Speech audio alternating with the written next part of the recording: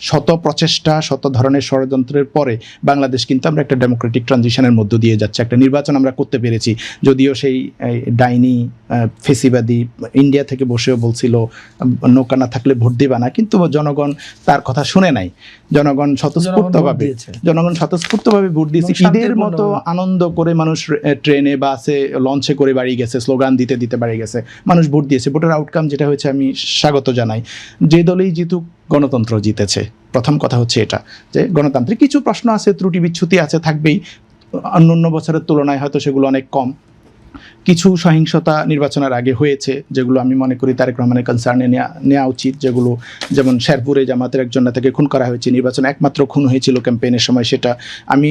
তারপরে নারীদের উপরে নানান জায়গায় আক্রমণ করা হয়েছে এবং খুব নোংরা ভাষায় কোনো নেতারা কথা বলেছে যে জামাতের নারী কর্মীরা আসলে পেটিকেট খুলে নিবা, ছায়া খুলে নেবা, অ্যাটাক করবা, এ ধরনের নোংরা আক্রমণ করা হয়েছে। আনফর্চুনেটলি বিএনপি সেগুলো কোনো ধরনের ব্যবস্থা নেয় না। আমি মনে করি নেওয়া উচিত এবং এ ব্যাপারে 100% থাকা উচিত যে নারীদের উপরে নানান জায়গায় যে আক্রমণগুলো হয়েছে ওনাদের দলের পক্ষ থেকে, এগুলোর ব্যাপারে স্ট্রিক্টলি ব্যবস্থা নেওয়া উচিত। যদি আমি খুব 2-1 ছাড়া আমি অন্য কাউরে তেমন একটা নিন্দা করতে দেখি নাই।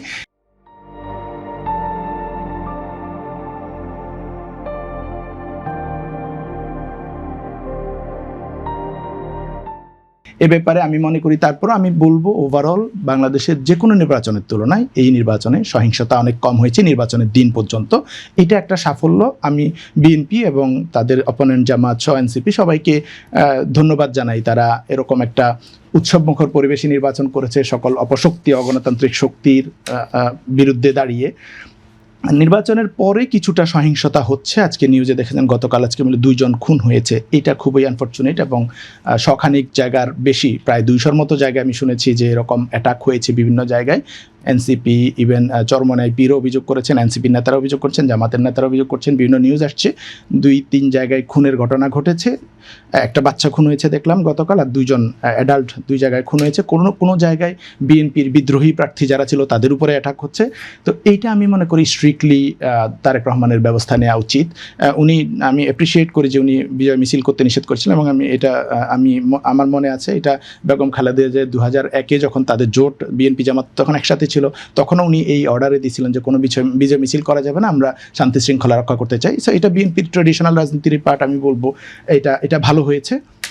এটা আমরা ছাত্র সংসদ নির্বাচনগুলোতেও দেখেছি, ছাত্র শিবির জিতেও সেম করেছে যে আমরা সিজদা দিব, দোয়া করব, কিন্তু কোনো বিজয় মিছিল করে 2001-এর যে সহিংসতার কথা আপনি বলছেন তার তুলনায় এবার অনেক শান্ত পরিবেশ। না, সহিংসতার কথা বলছি না, আমি বলছি বিজয় মিছিল না করার কথা আর কি।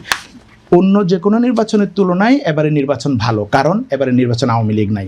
আওয়ামী লীগ হচ্ছে বাংলাদেশে একটা সন্ত্রাসী গোষ্ঠী এবং তারা যদি এই নির্বাচনে থাকতো দেখতেন হিউজ কাটাকাটি মারামারি হইতো। এবার আওয়ামী লীগ নাই দেখি এই কাটাকাটি মারামারি এগুলো কম হয়েছে, কারণ বাকিরা এতটা নোংরা লেভেলে গিয়ে সন্ত্রাসী কর্মকাণ্ড করে না। তো তারেক রহমানের কাছে যদি আমি এখন আমার প্রত্যাশার জায়গা বলে আমি বলবো, অন্যরা যেমনটা বলছেন, ওনারা যে প্রতিশ্রুতিগুলো দিয়েছেন দেশের কাছে ওনাদের ম্যানিফেস্টোর মাধ্যমে, বক্তৃতার মাধ্যমে, আমি বলবো না সবগুলো বাস্তবায়ন করেন, আমি বলবো রিভিউ করেন। কারণ কোনো প্রতিশ্রুতি এমন হয়েছে আমার কাছে মনে হয়েছে এটা বাস্তবায়নযোগ্য না বা উচিত হবে না। যেমন মনে করেন তারেক রহমান সাহেব বললেন যে আমি যাত্রাবাড়িতে একটা ভিজিট করব।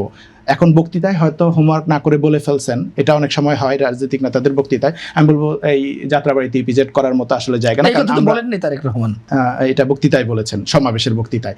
তো নানান জায়গায় কিছু কথা বলেছেন যেগুলো অলরেডি সেখানে আছে, যেমন নীলফামারীতে কলেজ করা বা কুমিল্লায় ভিজিট করা, যেগুলো অলরেডি সেখানে আছে। তো আমি বলবো যে এগুলো নতুন করে যদি করে তাতে অসুবিধা কি? না, এটা তো ডেফিনেটলি আপনি ঢাকাকে আমরা ডিসেন্ট্রালাইজ করতে চাই। আপনি ঢাকার মধ্যে যদি আবার শিল্পাঞ্চল ভিজিট করো, সেটা নতুন করে না, কুমিল্লাতেই ভিজিট আছে হয়তো ওনার কাছে ইনফরমেশন ছিল না, আরো করলে সমস্যা না, আরো করলে আপনি তো অন্য আরেকটা জেলায় করবেন, যেই জেলাটাকে আমার ডেভেলপ করা দরকার।